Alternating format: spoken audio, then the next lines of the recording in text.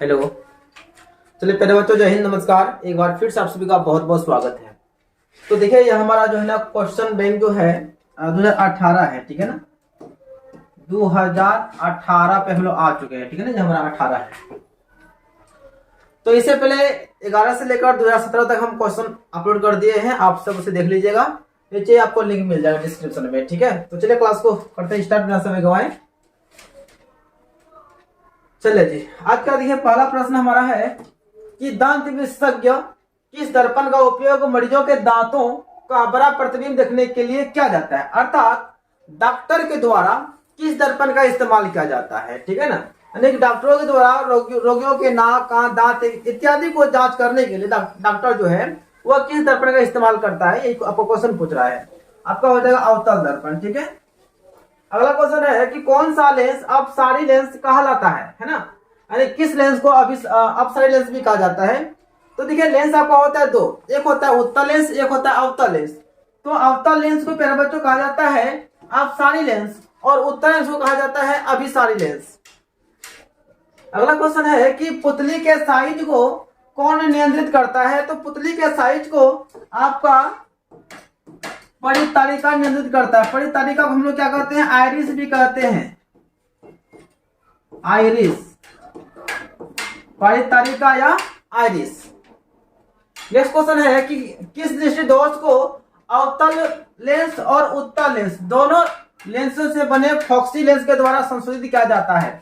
यानी कि वह कौन ऐसा दृष्टि दोष है जिसमें कि उत्तल लेंस और अवतल लेंस अर्थात द्विफॉक्सी लेंस से उसका इस्तेमाल किया जाता है, मतलब उसका संशोधन किया जाता है। वह हमारा है जरा दृष्टि दोष। इसमें जो है ना आपका द्विफॉक्सी लेंस का इस्तेमाल किया जाता है इसको सुधार करने के लिए। और निकट दृष्टि दोष का उपचार जो है ना आपका अवतल लेंस से किया जाता है। किस लेंस से? अवतल लेंस से किया जाता है निकट दृष्टि दोष का उपचार।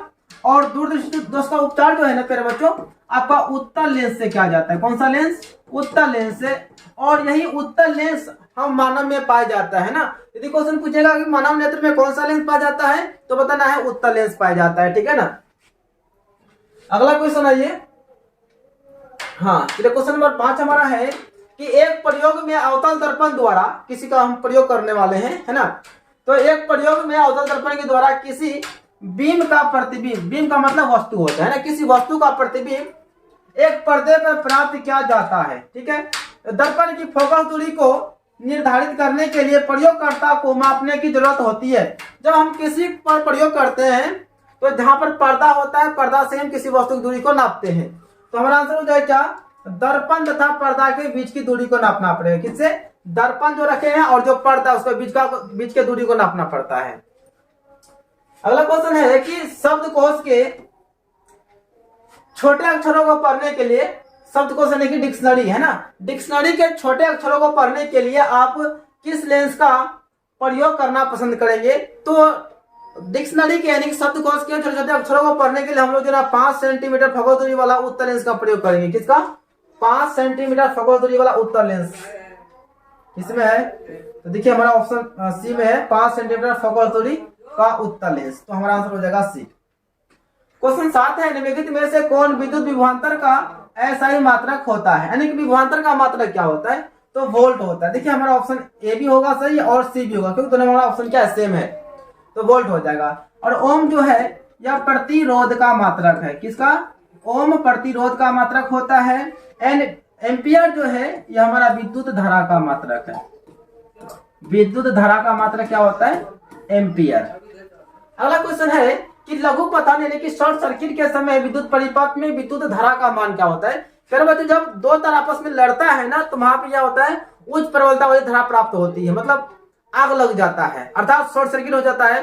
तो शॉर्ट सर्किट के समय यानी कि लघु पतन के समय जो है ना विद्युत धारा का मान अधिक बढ़ जाता है। क्या होगा? बहुत अधिक बढ़ जाता है। अगला क्वेश्चन है कि पश्चिम की ओर विक्षेपित कोई धन आवेशित कण यानी अल्फा कण किसी चुंबकीय क्षेत्र द्वारा उत्तर की ओर विक्षेपित होता है। यानी कि पश्चिम से जो है ना वो उत्तर की ओर विक्षेपित होता है, मतलब वो हिल के चला जाता है। तो चुंबकीय क्षेत्र की दिशा क्या होगी? देखिए जब आपका ना पश्चिम की ओर से विक्षेपित होता है, पश्चिम से क्या होगा, विक्षेपित होगा, तो वह जो है ना आपका ऊपरी मुखों की ओर हो जाता है। किससे हो जाता है बच्चों? ऊपरी मुख की ओर हो जाता है। तो चुंबकीय क्षेत्र जो है ना इस तरह से होता है ना, ठीक है ना, इस तरह से होगा। तो जो चुंबकीय क्षेत्र है वह जो ऊपर की ओर लगता है, कहां लगता है, ऊपर की ओर लगता है। अगला क्वेश्चन है कि तांबे के तार की एक आयताकार कुंडली किसी चुंबकीय क्षेत्र में घूर्णन कर रही है ना, घूर्णन गति कर रही है।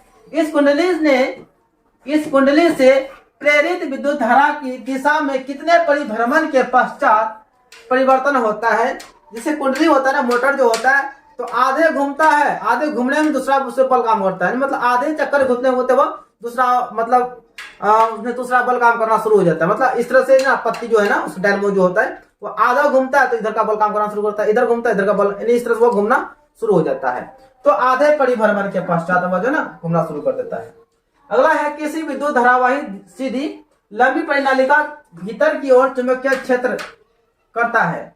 मतलब किसी विद्युत धारावाही सीधी लंबी परिनालिका, जो क्रोड होता है परिनालिका के भीतर चुंबकीय क्षेत्र क्या होता है, तो ये सभी दिशाओं में समान बल लगता है, सभी दिशाओं में समान बल चुंबकीय क्षेत्र काम करता है, बल काम करता है। सौर कुकर के लिए कौन सा दर्पण सर्वाधिक उपयुक्त होता है, तो सौर कुकर के लिए जो है ना हमें अवतल दर्पण की आवश्यकता होती है।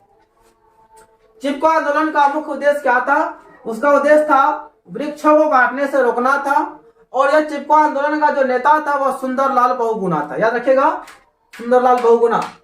निम्नलिखित में से किस विलयन का उपयोग दीवारों की सफेदी करने के लिए किया जाता है, यानी कि भकरा हुआ चूना, जो मरा हुआ चूना होता है वो आपका होता है CaOH2 होता है। किसी में है क्या जी, किसी में नहीं है, यहाँ पे 2 लगा दीजिए तो आपका ऑप्शन जो है ना बी सही हो जाएगा, कैल्शियम हाइड्रोक्साइड हो जाएगा। ठीक है, यहाँ देखिए Na2SO4 BaCl2। अब थोड़ा ध्यान दीजिएगा, ध्यान से दीजिएगा, यहाँ पे Na2, तो Na2 यहाँ से हट गया तो क्या आ गया, यहाँ पर हमारा आ गया क्या Ba, बाकी बात SO4 तो SO4 है।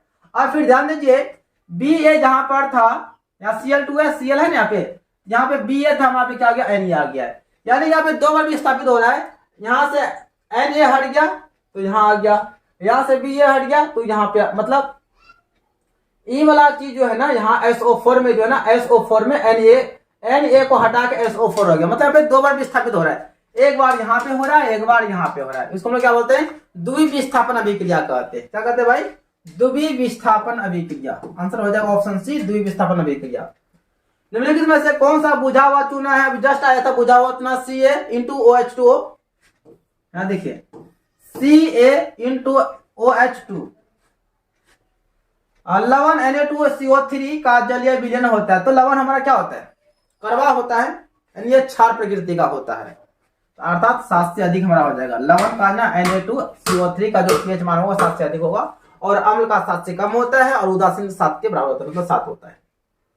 अगला है कि बॉक्साइट किस धातु का महत्वपूर्ण अयस्क है। बॉक्साइट जो है ना एल्युमिनियम का अयस्क होता है प्यारे बच्चों। अगला क्वेश्चन है कि लोहा एवं इस्पात को जंग से सुरक्षित रखने के लिए उन पर किस धातु की पतली परत चढ़ाई जाती है, तो उस पर जो है ना जिंक का पतली परत चढ़ाया जाता है। अगला है किस रासायनिक यौगिक को गर्म करने पर प्लास्टर ऑफ पेरिस प्राप्त होता है, तो जिप्सम को गर्म करने पर प्लास्टर ऑफ पेरिस प्राप्त होता है। अगला क्वेश्चन है कि प्रोपेनॉन में उपस्थित कार्यात्मक समूह क्या होता है, यहाँ पर होता है bond C bond double bond O, तो आपका देखिए ऑप्शन हो जाएगा सी। एसिटिक अम्ल का IUPAC नाम क्या होता है, इसका नाम होता है एथेनोइक अम्ल होता है। आंसर हो जाएगा ऑप्शन ए, एथेनोइक अम्ल। अगला है कि विद्युत अपघटनीय परिष्करण में अशुद्धि धातु बनाया जाता है, तो एनोड पर जो है ना अशुद्ध धातु बनाया जाता है, और कैथोड पर शुद्ध धातु बनाया जाता है। अगला है कि अष्टक सिद्धांत को किसने प्रतिपादित किया था, अष्टक नियम किसने दिया था, वो आपका दिया था न्यूलैंड ने दिया था। किसने भाई, न्यूलैंड ने अष्टक नियम दिया था। अगला है कि आधुनिक आवर्त नियम के अनुसार तत्वों का गुणधर्म होता है, उसका होता है क्या, परमाणु संख्या के आवर्ती फलन पर होता है, परमाणु संख्या के।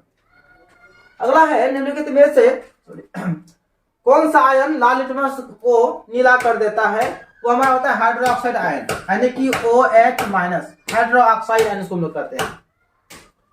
अगला है कि पादपों में जाइलम उत्तरदायी होता है। पादप में हमारा 2 उत्तक पाया जाता है, एक जाइलम एक फ्लोएम। जाइलम का काम होता है जल का परिवहन करना, और फ्लोएम का काम क्या होता है, खाद्य पदार्थों को परिवहन करना। और जाइलम में एक जल का परिवहन केवल नीचे से ऊपर की ओर होता है और फ्लोएम में खाद्य पदार्थों का परिवहन नीचे ऊपर दोनों दिशा में होता है। तो जाइलम ऊतक की बात करेंगे तो जल के लिए उत्तरदायी कौन होता है? हमारा जाइलम होता है। जाइलम जो है ना जल का संवहन करता है। अगला है निम्नलिखित में से किसे कोशिका का ऊर्जा मुद्रा के रूप में जाना जाता है? तो एटीपी ऊर्जा, आंसर हो जाएगा बी। अगला है कि पत्तियों में गैसों का आदान प्रदान कहाँ होता है? तो रंध्र में होता है। किसमें भैया? रंध्र में होता है। रंध्र में ना पत्तियों के सतह पर छोटे छोटे छिद्र पाए जाते हैं, इसको हम क्या कहते हैं? रंध्र कहते हैं। अगला है कि हृदय से रक्त को संपूर्ण शरीर में पंप कौन करता है? यानी कि पूरा शरीर जो रक्त प्रवाह होता है, जो ब्लड प्रेशर होता है, मतलब ब्लड जो बहता है, जो ब्लड को पंप करता है, वो कौन करता है? तो नीले के द्वारा पंप किया जाता है। पूरा शरीर में जो ब्लड को जो पंप किया जाता है वो नीले के द्वारा किया जाता है। अगला है कि कौन सा पादप हार्मोन पत्तियों के मुरझाने के लिए उत्तरदायी होता है? वो हमारा होता है एब्सिसिक एसिड। इसका काम होता है पत्तियों को मुरझाना, पत्तियों को सुखा देना, इसका काम होता है। जड़ का अधोमुखी अधोगामी वृद्धि, अधोगामी मतलब होता है मिट्टी को नीचे की ओर बढ़ना, जैसे कि पेड़ पौधा होता है ना, आप देख रहे हैं यहाँ पेड़ है तो इसका जड़ जो है ना मिट्टी के अंदर घुसता है। जाहिर सी बात है, सबको पता है कि पेड़ का जड़ जो है ना हमेशा मिट्टी के अंदर में ही जाता है, उसको अधोगामी कहते हैं। तो मिट्टी में कौन सा बल लगता है? तो गुरुत्वाकर्षण बल लगता है। तो हमारा आंसर क्या हो जाएगा? गुरुत्वानुवर्तन। अगला है कि पोन्स, मेडुला और अनुमस्तिष्क है, यह हमारा मध्य मस्तिष्क का भाग है। पोन्स हो गया, मेडुला हो गया और अनुमस्तिष्क जो है यह हमारा मध्य मस्तिष्क का भाग होता है। तो हमारा जो दिमाग ब्रेन होता है ना प्यारे बच्चों, वो हमारा 3 भागों में बटा होता है। एक होता है अग्र मस्तिष्क, एक होता है दूसरा होता है मध्य मस्तिष्क और तीसरा हमारा होता है पश्च मस्तिष्क होता है। तो मध्य मस्तिष्क में क्या होता है? जो मध्य मस्तिष्क है, जो बीच वाला जो ब्रेन होता है, उसमें पोन्स, मेडुला और अनुमस्तिष्क पाया जाता है। ठीक है। अगला क्वेश्चन है निम्नलिखित में से कौन सी अनैच्छिक क्रिया नहीं? अनैच्छिक क्रिया नहीं है तो चबाना, यह हमारा क्या ऐच्छिक क्रिया, हमारा इच्छा पर निर्भर करता है। अगर हम चाहेंगे तो चबाएंगे, खाएंगे, मुंह चलेगा, चाहेंगे तो बंद कर सकते हैं। ये हमारा क्या है? ऐच्छिक क्रिया है। ठीक है ना, यह अनैच्छिक क्रिया नहीं है। लेकिन ये उल्टी तो ऑटोमेटिक आ जाता है, हमारा अनैच्छिक क्रिया है। लार आ रहा मुंह में, लार, जैसे कि हम अचार का नाम लेंगे, रसगुल्ला का नाम लेंगे, मुंह में लार आ जाता है, ये हमारा अनैच्छिक क्रिया है। हृदय का धड़कना, जो धड़कता हृदय, हमारा ये भी अनैच्छिक क्रिया है। लेकिन चबाना हमारा अनैच्छिक क्रिया नहीं, हमारा नैच्छिक क्रिया, मतलब ऐच्छिक क्रिया है, ऐच्छिक है ना, हमारा इच्छा पर निर्भर करता है। अगला है अलैंगिक जनन मुकुलन द्वारा होता है, या ईस्ट में होता है, सभी को पता है। और क्वेश्चन के बाद रिपीट हो चुका है। शुक्राणु का निर्माण होता है तो विरेचन में होता है, शुक्राणु विरेचन में होता है। अगला है कि पुष्प का कौन सा भाग फल बनता है? तो अंडाशय, पुष्प का फूल का जो अंडाशय होता है वही हमारा क्या होता है? फल में परिवर्तित हो जाता है। लिंग गुणसूत्र में पूर्ण जोड़ा पाया जाता है तो स्त्री में पूर्ण जोड़ा पाया जाता है। पुरुष में जो गुणसूत्र होता है वो एक्स और वाई होता है और स्त्री में एक्स और एक्स होता है। तो पूर्ण जोड़ा किसमें है? स्त्री में। देखिए दोनों एक्स है, पूरा जोड़ा है ना, इसमें देखिए एगो एक्स एगो वाई, पूरा जोड़ा तो हुआ नहीं। अगला है कि मानव शरीर के किसी समान कोशिका में गुणसूत्रों के कितने युग्म होते हैं? युग्म का मतलब होता है जोड़ा, कितने जोड़ा होते हैं? तो 23 जोड़ा होता है। संख्या में हमारा कितना हो जाएगा? 46 हो जाएगा। लास्ट क्वेश्चन है निम्नलिखित में से कौन से समूह में केवल जैव निम्नीकरणीय पदार्थ है? जैव निम्नीकरणीय पदार्थ का मतलब होता है क्या? कि आसानी से पर्यावरण में घुल मिल जाना, मतलब सर्गे खत्म हो जाना।